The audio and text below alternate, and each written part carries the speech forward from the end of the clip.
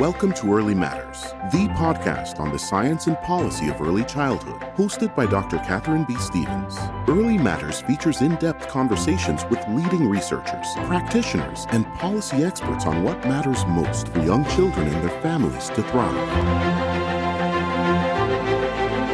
Welcome to another episode of Early Matters.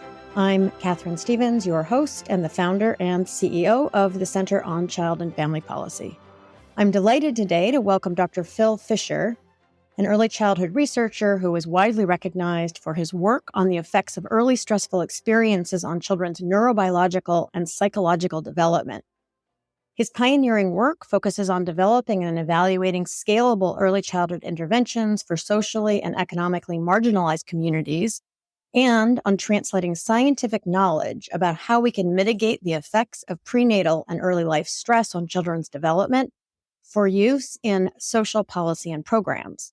About a year ago, he founded the Stanford Center on Early Childhood, based at Stanford University, which is a new interdisciplinary hub that brings together experts from a broad range of fields, including neuroscience, education, pediatrics, law and policy, developmental psychology, and business, to advance research and strategies to support young children's learning and development. I'm thrilled that he's here today to discuss his work. Phil, thank you so much for joining us. Well, thanks for having me, Catherine. So, to start with, you've been working in the field of early development for decades. Can you begin by telling us about the core focus of your work?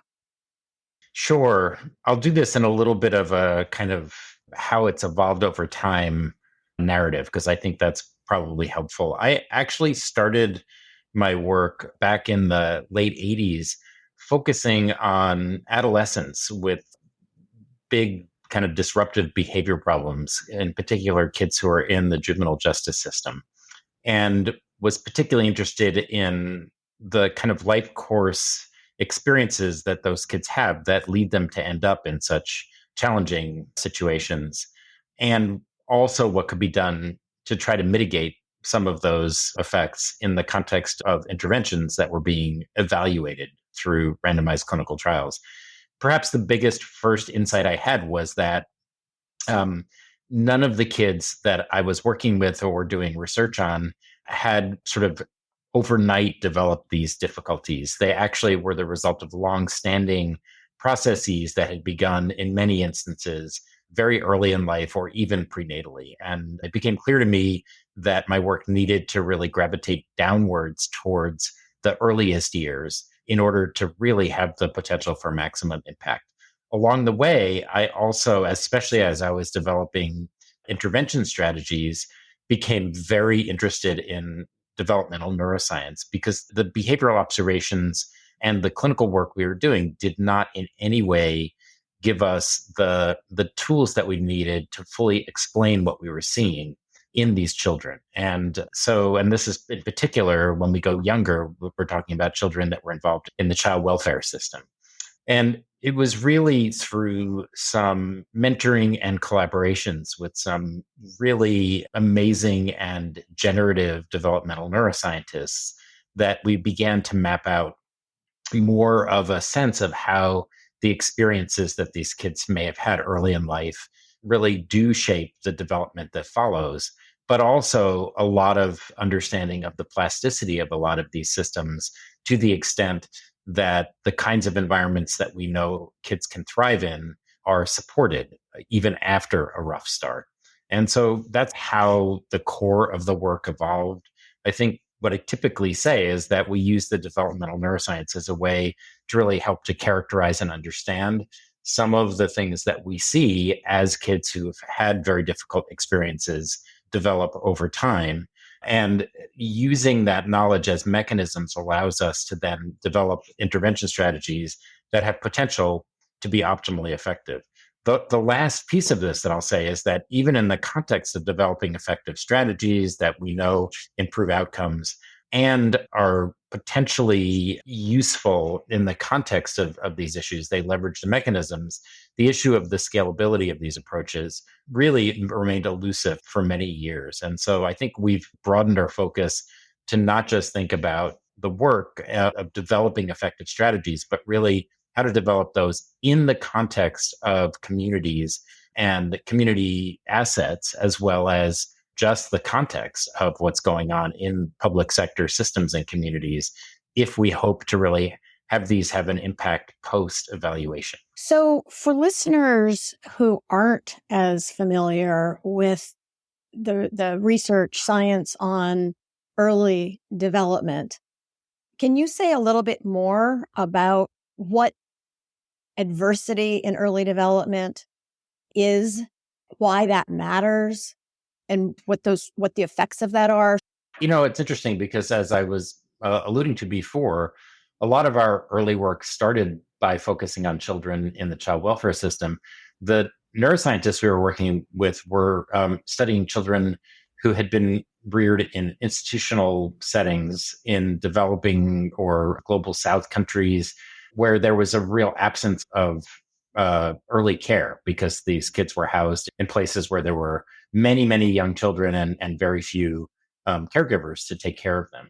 What we found as our work began to converge was that it was really the absence of the kind of expected environmental input, the kind of responsive and nurturing care or sensitivity that seemed to be having some of the most pervasive effects on kids in both contexts. And I think that's really important because a lot of the way that we have historically thought about what difficult early life experiences are has focused on children being mistreated, being yelled at too much, being hit, being the victims of sexual abuse.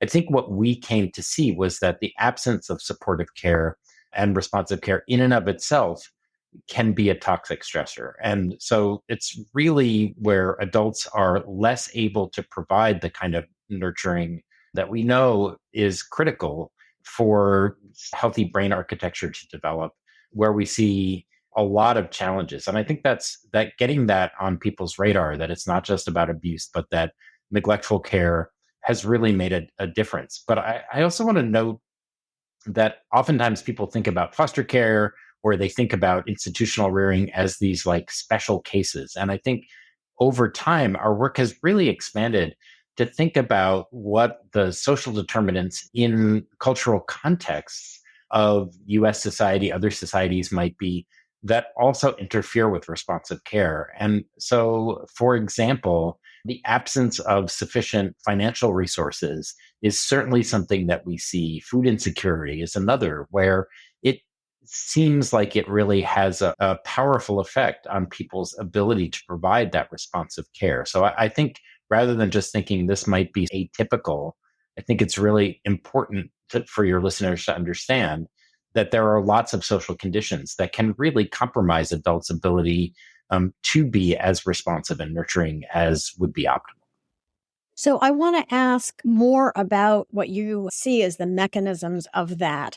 But first, when you say responsive, sensitive care, I'm wondering if you can provide a clearer picture of this. I think in early childhood and early development, we've had so much focus on what we think of as, quote, early education, that people tend to think of the needed intervention more in sort of education terms. And what you've been describing is responsive and sensitive care. Can you just say more about what that is and why that matters in development? Sure. The phenomenon that we're talking about is really the kind of back and forth interaction that we see occurring pretty ubiquitously. That is, in all of the work that we've done now with adult child interactions, whether it's in the context of parents, whether it's the context of other adults in kids' lives, including people in the early care and education workforce who have relationships with children. It's really this kind of back and forth, and in particular, instances where the child's attention is focused on something in particular. They could be exploring the environment, they could be expressing an emotion, they could be interacting or making a bid to interact with the adult. And the adult shares the child's focus of attention and responds in a way that makes it clear to the child that they see them, that they hear them, and that they understand what's going on. And that particular type of interaction, one of the things that's nice about it is that it really is ever present. That is, in the various contexts, some of them more extreme that I was mentioning, we still see this as sort of a conserved behavior where adults do typically map onto what kids are doing and respond to them. Mm-hmm. And this is a phenomenon starting really at birth. Is that correct? We're not just talking 4-year-olds. This is something that matters starting when children are born. Absolutely. There's no question about that. And in fact, the idea that it's a critical component of development is well grounded in a lot of the research that shows that when children are very young in infancy and the toddler years, that their own biological systems to help them deal with distress, to deal with anxiety, are not especially well developed. And so it's really in the context of the environment of relationships that children become more able to regulate their own behavior in the absence of the kind of supportive care that we're talking about. And in particular, I think more and more research is understanding that it's in the context of unpredictable interactions with caregivers that we see development really get off track from what we would consider to be typical development. The behaviors and manifestations of these things, I want to be clear to point out, are adaptive to the context that kids are in. But they pose challenges to things like peer relationships, to academic achievement, and to lots of other things over the span of development. So, in terms of the longer term impact, you had given an example that I read of the way that these kinds of adverse experiences can manifest themselves in children's school years. The example that I'm looking at here is what happens in children's brains when they're getting feedback about a mistake they made, which is obviously crucial to school learning. Can you say more about that and how that fits into what you've been talking about?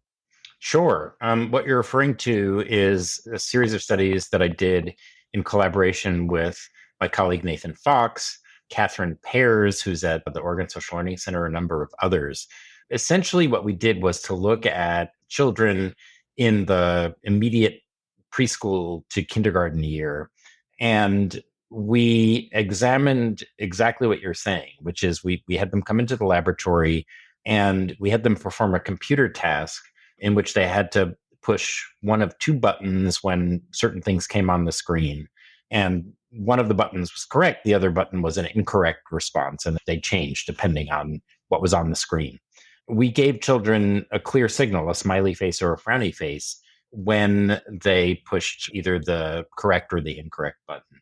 And we used an approach to measure electrical activity on the surface of the scalp that corresponds to brain activity in particular areas of the cortex or the kind of the surface of the brain. What we saw was that the responses of kids when they made a mistake who came from these very adverse early circumstances was quite different from kids who came from less extreme circumstances. So in particular, what you'd expect to see is an increase in electrical activity corresponding to increases in brain activity in this region of the prefrontal cortex associated with paying attention to making mistakes. And so it's sort of like a way to get a measure of brain activity that indicates that kids are paying attention to the feedback they're getting.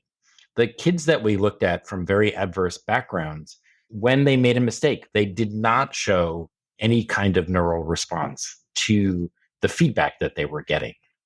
We think about this a lot, as you mentioned, in terms of what this would translate into when kids get into the school environment. And you mentioned school success. I think you can think about this in terms of how kids might respond to situations where they're trying to sound out letters or trying to do simple math and they're just not understanding the cues coming in. But I think it's also really important to recognize that it plays out in terms of social emotional kinds of skills as well. So if the teacher is trying to correct behavior because kids are being impulsive or maybe grabbing toys or other materials when it's not their turn, or if they're getting feedback from peers and it's really not getting through to them, then that would be a considerable concern. And so it's how the connection between the early experiences and the way these things manifest over time, that's something that then we can develop specific strategies to really intervene with. And one of the things that our study showed is that in the context of then classroom based and home based programs that really help make these feedback cues very salient to kids, that over time we actually see an increase in the amount of neural response to corrective feedback. And so it's a really nice example of how there's plasticity in these systems, even after some of these early challenges, that has potential to really put kids back on a more positive trajectory. Hmm. Once people really understand the mechanisms better of what's going wrong in the first place, it sounds like. Absolutely. And there's a whole domain of what is referred to as trauma informed care that applies to parental care, that refers to how schools and classrooms should orient if kids have had a rough early experience, how therapeutic services should be offered. And a lot of it is really designed to help sensitize people to the idea that the adaptations that occur in the context for some children of these early environments mean that the way in which they interact with the world, process information, or don't process that information may be different. And therefore, we really need to think about ways to adapt our strategies in order to be consistent with what will produce the optimal outcomes for kids. Hmm. So, returning to the roots of the original adversity in the environment, you have said that if we're concerned about the well being of kids, we have to be concerned about the well being of the adults and the lives of the kids. Why is that? Well, this gets into the work that our center at Stanford has really been engaged in since we launched and dating back to before the launch of the center. So I think historically, we may have thought if children were off track developmentally, if they were not making progress academically, if they were struggling with behavior regulation or other kinds of things, that we needed to figure out ways to fix the child. And there are a variety of strategies that are employed in that context, things like play therapy.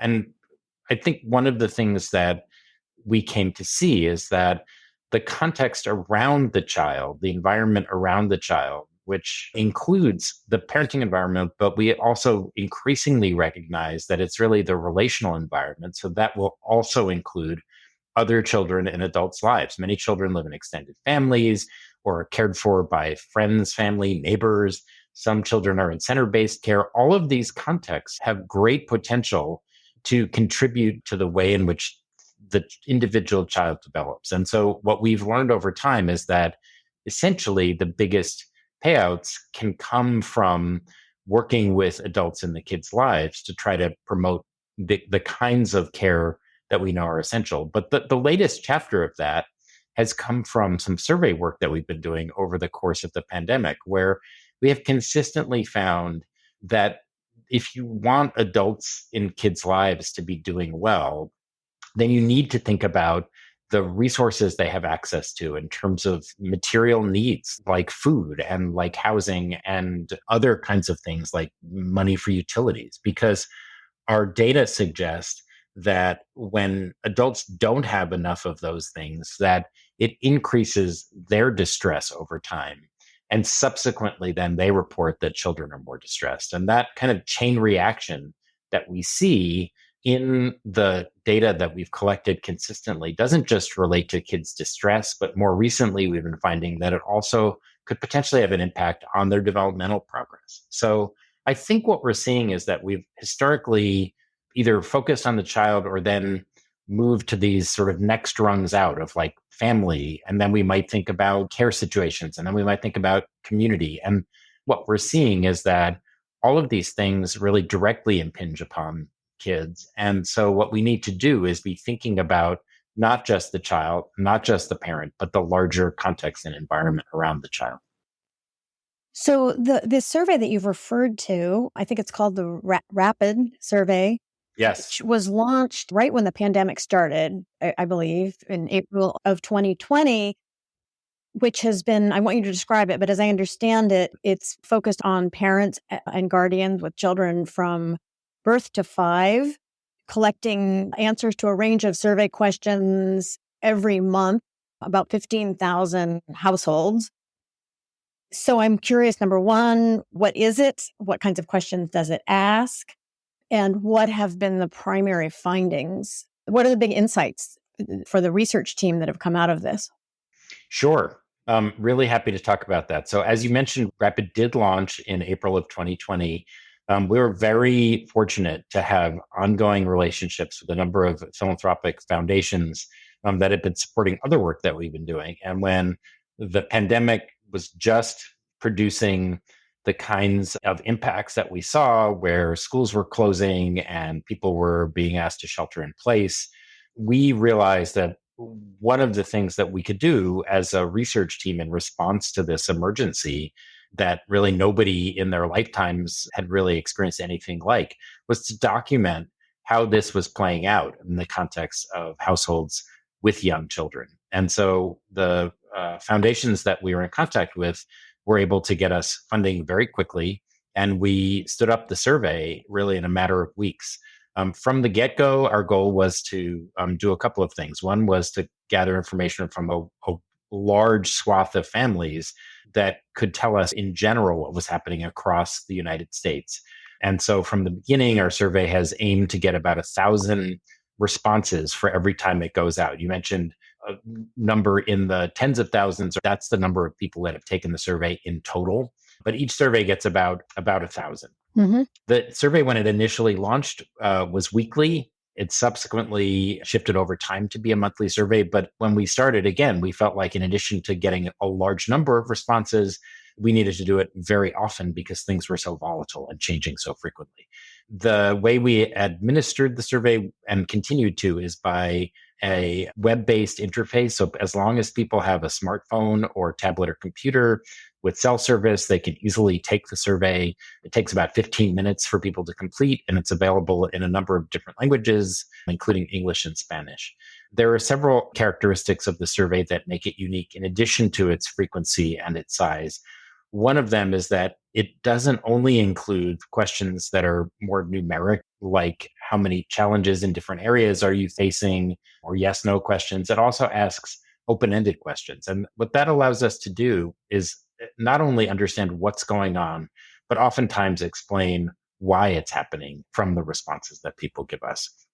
We typically focus on 5 core areas. One of them is adult well-being, adult kind of distress. The next one that we've been talking about is child well-being and child distress. And then the 3 other areas, perhaps the most influential one, has been looking at the material needs of family and material hardship. So do people have enough resources to be able to stay in safe housing, to get food, and so forth. The 4th area is access to healthcare, and the 5th area has to do with childcare needs and the extent to which people have what they need, are experiencing disruptions, and so forth. We've also been able to drop in additional modules consistently along the way when there are topics that are of particular interest. So one example of that is just looking at how people have responded to the various pandemic associated relief efforts, federal relief efforts that have been in place or that have gone away, and the impact that's had on families. So lots of things that we're able to track over time. Let me just say a couple more things. The national survey has been in place this whole time. A year into the pandemic, in the spring of 2021, we launched a parallel survey of the early childhood care and education workforce that's been asking similar kinds of questions of providers on a regular cadence, same as that household survey. And then we got a lot of interest from communities, and this relates to our center's mission and focus. They were very interested in the national survey data, but they really wanted data that represented what was going on much more locally. And so we've more recently been doing both state and local surveys that are in addition to the national surveys. So can you give a couple of examples of the sorts of questions that are asked about adult well-being? How are you asking people to characterize their well-being? Absolutely. I think it's important to recognize that in 15 minutes, asking about a variety of different domains. It's very different than, say, a conventional research project that might have people fill out multiple questionnaires or get interviewed, things like that. So we ask parents about 4 areas of how they're doing. One has to do with stress, just their sense of how stressful things are in their lives.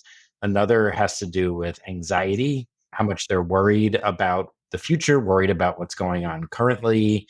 The third has to do with depression, because a lot of people, especially during the pandemic, just had a lot of challenges with feeling isolated and alone. And then actually the fourth, which is directly connected to that, was loneliness. And we continue to ask about loneliness as well. We also ask in terms of well-being in the context of these core areas, but also in many of our modules about things like, how are parents getting along in the household? How is the parent-child relationship going? What are the sources of support and the assets that people are saying that they have to help support their families? So we try not just to focus on the challenges that people are experiencing in well-being, but also the positives. And one of the things that I can say that was an early finding that really made us pleased and was kind of heartwarming was that we found early on that not only did we expect and find that parents were reporting that their kids saw them as a big source of comfort, but that parents were reporting that their children were a source of comfort to them. And we thought, well, maybe that's older kids. Maybe there are older kids that are helping out at home. But it turned out it was the very young kids, and parents were finding that the connections they had to their young children was really a source of support and comfort to them during the pandemic. Interesting. So is this survey distributed to sort of demographically representative sample, everything from poor people to rich people, or were you focused on investigating circumstances in particular communities? The national survey is designed to collect quite a diverse sample. I will say, as you can probably tell by how frequent it is and how nimble it is, that we are very clear to make it clear to all that this is not a sort of epidemiologic study where we randomly sample across the country and make sure that we're getting exact matches with specific demographic groups. So what we do is to get as closely as we can to things like national representation in terms of race and ethnicity, in terms of income, in terms of geography by region. But we're not in a position in terms of the way that the survey is conducted, in terms of the way it's resourced, to be able to do a very careful and precise epidemiologic survey. And that means that we're not in a position of being able to say, like, we are 100% confident that this generalizes to the whole US population. But what we can still do, because the numbers are large, is say, this is how differences might look, say, based on people who are 200% below the federal poverty level versus those between 200 and 400 versus those above. So we can segment that way. And it's, I think, still useful, but we talk about it as sort of research pragmatism. That is, we don't want the perfect to be the enemy of the good. Right. So as I understand it, this research has found 2 core drivers of excessive stress and lack of well-being. One is insufficient material conditions, as you just said, food, housing, healthcare. And then the other, which I think is really interesting as a separate, if I understand it correctly, issue, is unpredictability. Mm-hmm. Obviously, we talk about poverty, we talk about homelessness. We don't talk much about the factor of unpredictability. Can you talk more about how you found that matters and why you think it does? Absolutely.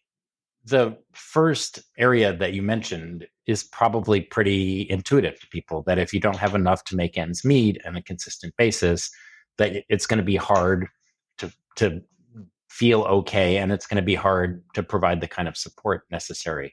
I think this new piece of the story that's being written, and it's being done by a number of researchers, both in the context of the pandemic and in the context of research that was ongoing before the pandemic, is that uncertainty about any really core issue, including your ability to make ends meet, adds additional distress to the picture on the part of parents. The way that we did that was that we looked not only at people's saying, like, on average, do they have enough to make ends meet, but also, since we collect data from across many time points, we computed a score that was about, from one time point to the next, how likely was it that people would report the same thing, that they were okay versus that they weren't okay.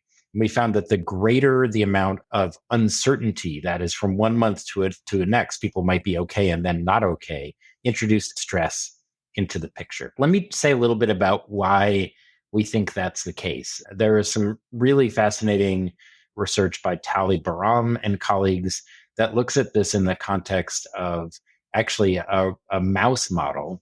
And what they show is that in the context of a rodent mother not being able to access enough material to make her nest, that her behavior towards her offspring is very inconsistent and very difficult for the children or the offspring to be able to manage. And I think that what we see in that context is that the biological systems of the offspring really don't respond well to the environment having a great deal of uncertainty in it over time. So I think it's this, again, fairly cross species experience that in order for development to proceed on course, there needs to be a certain amount of predictability in the daily environment. Because if you think about it as like you're walking around in the dark with your eyes closed in a room that's unfamiliar to you,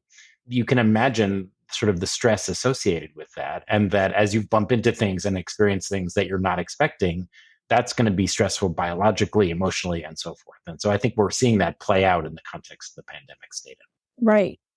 So to switch gears a little, there's a project that I find fascinating that you developed, I think a number of years ago, called the Filming Interactions to Nurture Development Program, FIND.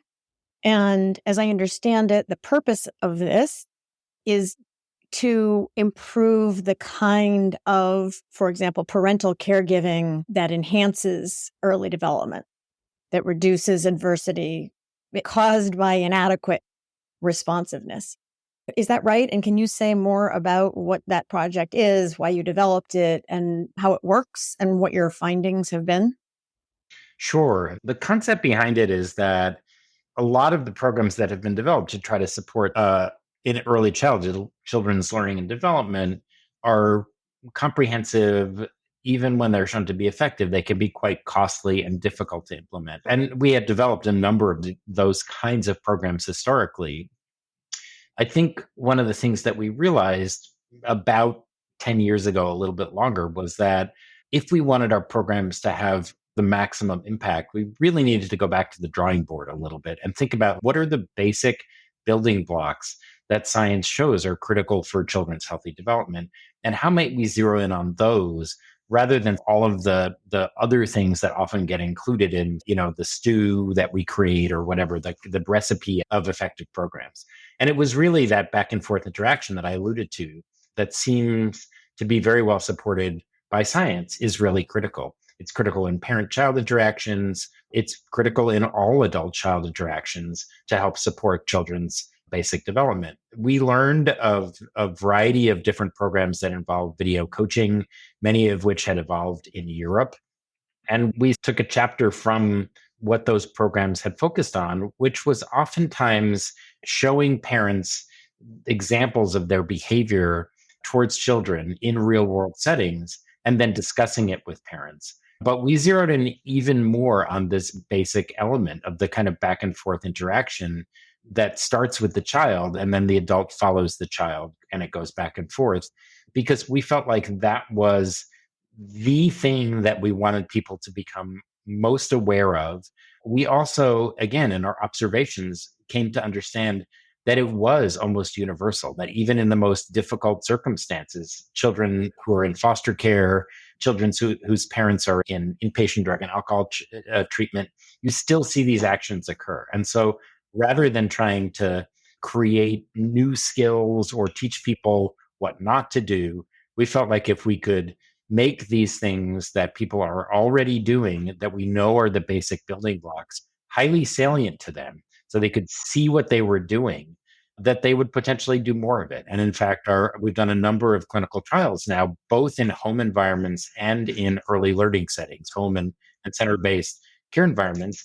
And we find indeed that these things are critical, and that when you show them to people in the context of films that you've collected of them interacting with young kids, that they do more of these things and it leads to better outcomes. So that's really been a major step forward for us in terms of thinking about here's a kind of program that is fairly inexpensive to implement and has really important effects. And I think one of the things that's worth noting is that some of the biggest impacts we've seen are among parents who might themselves feel like they have low levels of self confidence or efficacy around parenting.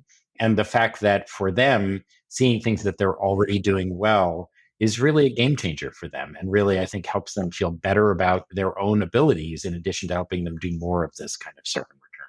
So the idea is that you're videoing parents or, say, a child care provider interacting with young children, catching them doing what is best for children, and then showing them how they've been doing that. And then the question I have is there also a component of this where you're explaining to them what you're showing them and why? Yes, but it's narrating really the interaction much in the way that you might see a sports announcer narrating a slow motion replay of behavior. That is to say, we try to make the signal to parents and to other caregivers as clean as possible. And so saying first the child does this, and then you do that, and then the child does this, rather than why do you think you did it, or what might they have been feeling, or were you feeling? It's really just like, let's just isolate the thing. The other thing I want to say about this that I think, again, we learned from our colleagues who had done a lot of video coaching was that these instances can be very brief in nature. They can last for only a few seconds or maybe 10 or 15 seconds. So the way in which we make it really salient or evident to the adult that's involved in the coaching is that we extract this content and we show it through in its entirety first. Then we break it down into even smaller pieces, and then we show it in its entirety again. And so once you've seen it in full, and then really with this start and stop approach, and then in full again, it's become much more clear to you what the there is. I think probably all of us have experiences of whether it's like taking tennis lessons or learning musical techniques of like an instructor saying, you just did it, and you have no idea what the it was that you did. Are there videos which we could point people to where they could see examples of what you're talking about with this? Yes, absolutely. We have a website that focuses on the program. It's called the Find Program, all one word, .org. And you can learn a lot about Find in that context. Also, I'm easy to find at Stanford. So if you look on the Stanford website and you want more information, you can easily find my contact information there. Okay, and we'll link it in the podcast description. So you guys have been doing this with families, and you've also been researching the results. What have you found? We found, not surprisingly, but again, consistent with some of the things that we had hoped to find, that when this kind of coaching is used, that it, as I mentioned, it helps to increase parents' sense of competence and confidence about how to parent. It's oftentimes the case that people find parent outcomes and or adult outcomes in these kinds of programs without being able to find child outcomes. Another adult outcome that we have found in the context of early care environments is that this approach leads to more conversational turns, back and forth, kind of talking, and more language on the part of the adults taking care of kids. But then we've also found outcomes in terms of children's own well-being. And in particular, we've found some really positive outcomes in terms of children's expressive and receptive language as a result of this kind of coaching. And then lastly, this is a small study, but I think fascinating. Along with some of our neuroscience colleagues, we actually measured whether this was having any impact on parent brain functioning. We talk a lot about children's brain plasticity, but one of the things that we noticed, because so much of this coaching focuses on parents waiting to see what their child does, is that on a computer task that involves really having to not impulsively act. We saw that parents got better at not impulsively acting, not pushing a button when there was a sort of a tendency to do so. And we saw actual changes in parts of the brain associated with that kind of motor control in the context of parents who got this coaching versus those who didn't. So it was a small scale RCT and looked at parents' effects. That's fascinating. Is that kind of research on parental brain function something that is continuing? Are people building on that? Yes. We are continuing to do it. We have a couple of ongoing studies right now that are larger in scale. One is with families that are in lower income context. Another is with families in particular who have issues with substance misuse and addiction. And we'll have results of those studies in the next few years. As with many research groups, we were impacted by the pandemic, so it slowed down our follow-ups on a lot of these questions. So the last area of early adversity that I wanted to ask you about is in the prenatal period or the perinatal period and with maternal depression. And I'm wondering if you could say something about what we know about the effects of maternal depression during the prenatal period, during the period right after birth, and what are the kinds of interventions that you're hopeful about? So I should say I'm not an expert on this particular area. And so what I'll say is somewhat limited, but I think a few things are pretty clear. First of all, the prevalence of maternal depression during pregnancy and in the postpartum period, I think, has been historically tremendously underdiagnosed. And again, thinking about, like we were talking about, that poverty or lack of economic resources is something that can impact parental responsiveness. I think we haven't paid nearly enough attention to maternal, postpartum, and prepartum depression as another issue that could impact parents' responsiveness. And I think the challenge with that is that then a lot of the solutions have been around parent education, like, oh, you should be talking more to your child, you should be interacting with them more. But just like economic scarcity can impact that, so can parental difficulties with depression and anxiety. And so as we become more aware of that, it's becoming more standard of care to inquire about affective and emotional issues during the third trimester of pregnancy and during the perinatal period. I think that's tremendously helpful. And certainly there are a variety of approaches, cognitive behavioral therapy, medication, especially postnatally for the mother, that can make a difference. So that's just well established. I think one of our questions, again, in the context of the work that we do, which it hasn't been so much in this area, is might the kind of approach that FIND represents also help to promote more positive experiences between adult and child? And might that sort of prime the pump for some of the processes that involve parents really taking pleasure in the process of interacting with a newborn or with a young infant? We have found some of these kind of cascading effects in some of the other work that we've done, where once you're really focusing on positive experiences with the child, then it's a question of like, does that improve your overall sense of hopefulness or your overall mood? And I think this is an example of something that's interesting, but something that we don't know enough about at present. So you, as I mentioned, you founded this new center, the Stanford Center on Early Childhood at Stanford University, just about a year ago. Yeah. Why is this needed? What do you expect it to bring to the table? I'm glad you asked. And also, just getting back to your introduction, I think one of the things that you alluded to is that this center covers the breadth of disciplines and areas that any university might have, from education and social science to business and medicine.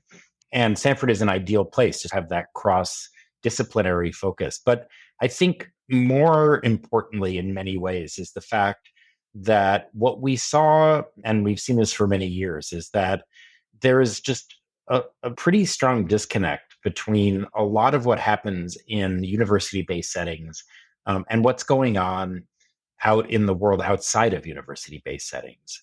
I think there's a tendency for people to think that knowledge and discoveries flow unidirectionally from universities into communities, and that therefore universities and centers like ours in a university is providing new insights and just flowing into communities. What I would say in terms of how we evaluated what we can do and what we're in a position to do the most in our center is really focused first and foremost on the idea that communities themselves have been solving a lot of the most fundamental challenges in early childhood forever, whether it comes to ways to fund programs, the kinds of programs that could make a difference, ways to embrace cultural assets. These kinds of knowledge bases exist very much in communities. They oftentimes don't flow in the bidirectional way that they could into university settings. And they also don't flow amongst communities in ways that really help to inform. So I think a big part of what we're trying to do in our center is to elevate the tremendous innovation and insights that are happening in communities and bring resources that we might have to the table to help facilitate and accelerate the progress that's already been made.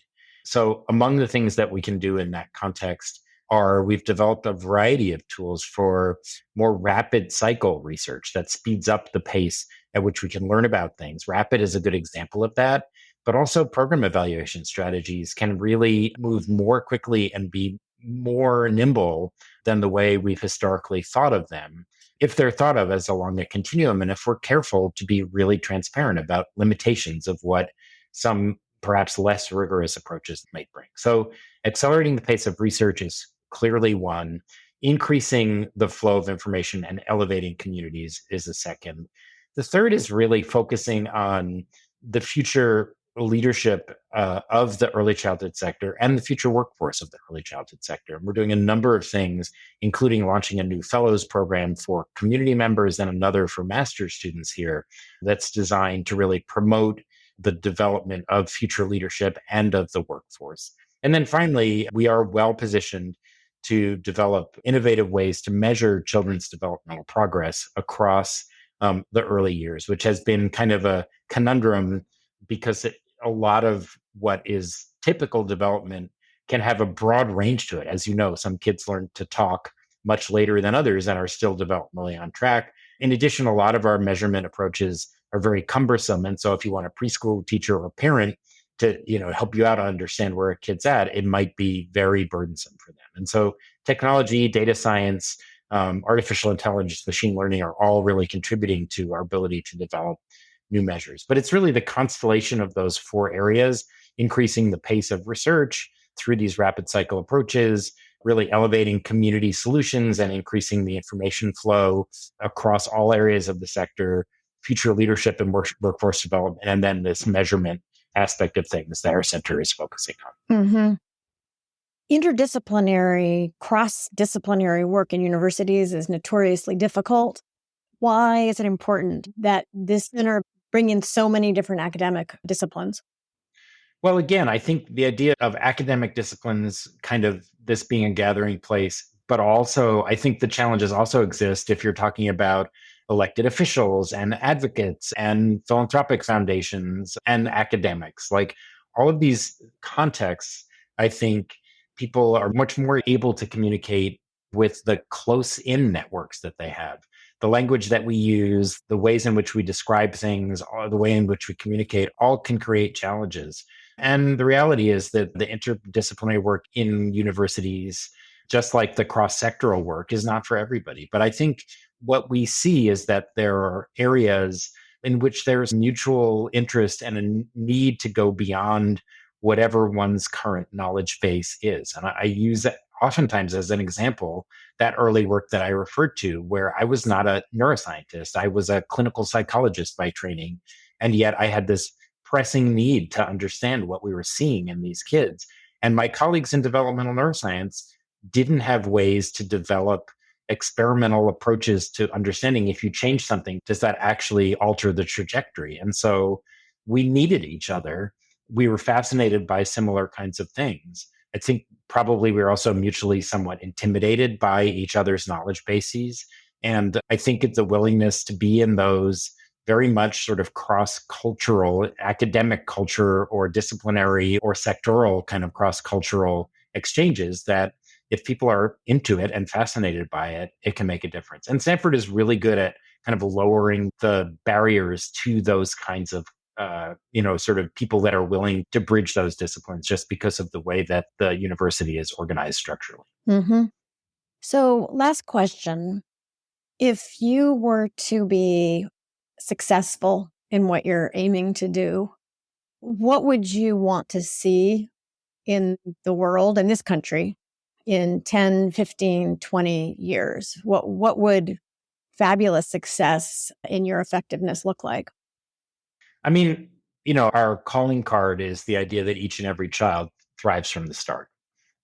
And as you, I'm sure, can envision, achieving that means that there has to be activity across all of these different sectors and all of these different levels. We can't simply think about the child only in the environment of the relationships with their parents. We have to think about the broader context. We have to therefore think about communities and the way communities are funding early childhood programs. And we have to think about what the cultural assets that communities can bring to children's success. So I think the idea that this is a heavy lift in order to get beyond the kind of progress that we've seen to date is probably pretty self-evident. And at the same time, I really do think that looking for the levers that can move these kind of heavy issues with the sort of the minimum amount of applied resources and effort, and having the kind of collective knowledge that exists in the sector right now, and in a lot of areas that might be adjacent,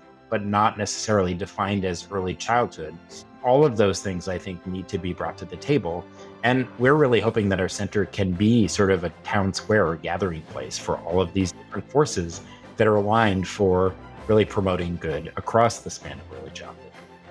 Thank you very much, Phil, for taking this time. It's been a fascinating conversation. Thank you for having me, Catherine, and I appreciate your questions, and it's been lovely to spend this time with you. Thanks so much to Phil for a fascinating conversation. And thanks to you, our listeners, for joining us today. Please subscribe to the podcast so you're always up to date.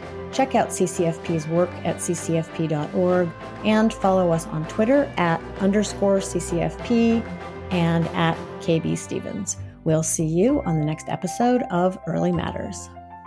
You've been listening to Early Matters, the podcast on the science and policy of early childhood, produced by the Center on Child and Family Policy.